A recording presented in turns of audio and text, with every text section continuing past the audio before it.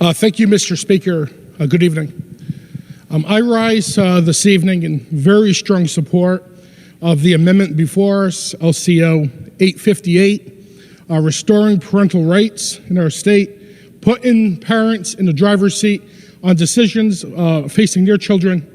And this is crucially and vitally important issue that is literally changing the lives, having impact on our lives of our young people, of our teenagers, our adolescents, our young kids, as young as 5 years old, 6 years old.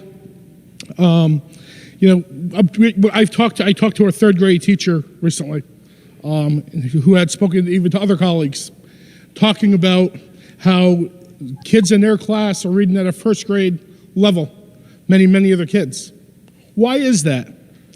Who's in the third grade now that was in the first grade a couple of years ago? What's happened in those couple of years? Our kids have been masked. Just today at a press conference here in this Capitol that my caucus hosted with Leader Candelora, members of the esteemed press, when they were asking questions of him, had to lower their mask to ask their question so he could hear it and understand it and they could be able to articulate their question. Many people in this very chamber have to leave the chamber because they're having a hard time keeping their mask on the whole time we're in session. But yet somehow we have the expectation that our children as young as 5, 6, 7, 8 years old, our adolescents, our kids and our high schoolers, are expected to wear this mask for 6, 8 hours a day. There's a double standard here. What we're showing to our kids, it's wrong, Mr. Speaker. It is terribly wrong. We have our young people, our kids, having, again, that second and third grade, having a hard time recognizing facial expressions. A smile, a frown. They're having a hard time recognizing that difference because they've been masked. They've seen others masked. That delay, will they ever get that delay back?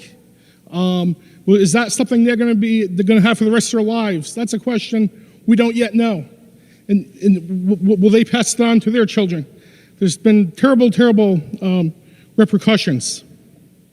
The American Psychological Society, in the last 2 years, since 2019, said there's been a 24% increase in emergency room mental health calls for our children between the ages of 5 and 11.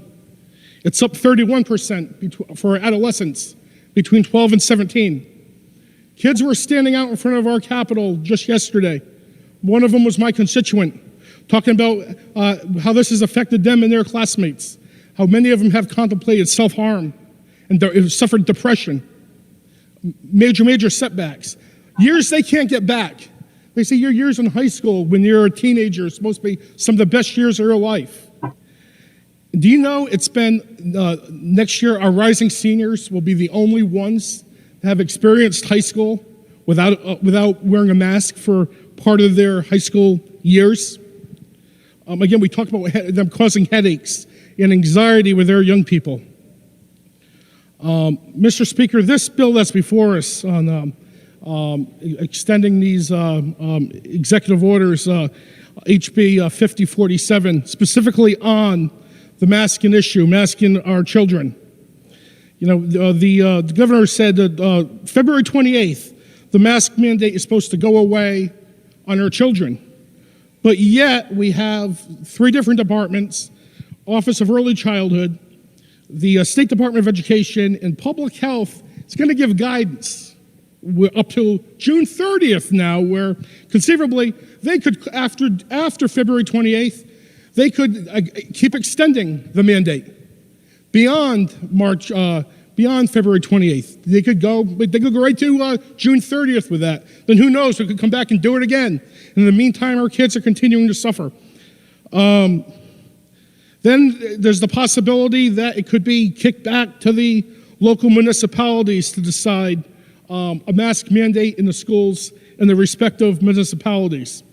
The language is silent on who? Who within the municipal government? The superintendent, the Board of Education, first selectman, mayor, the dog catcher? I can't find it. To me, Mr. Speaker, I feel very strongly if there's language, legislation, renewals, whatever it is, if it's too complicated to understand, it should be too complicated to exist. Plain and simple. You know, people are saying to me, well, you know what, there's a good chance the local board of education could decide this. You're supposed to be a home rule legislator.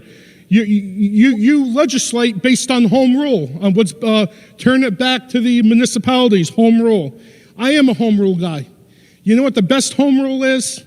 Is kids, when they're at home with their parents, deciding what's best for them, what's best for their children, around the dinner table, in the living rooms, deciding what is best. Should their children have a mask on or shouldn't they?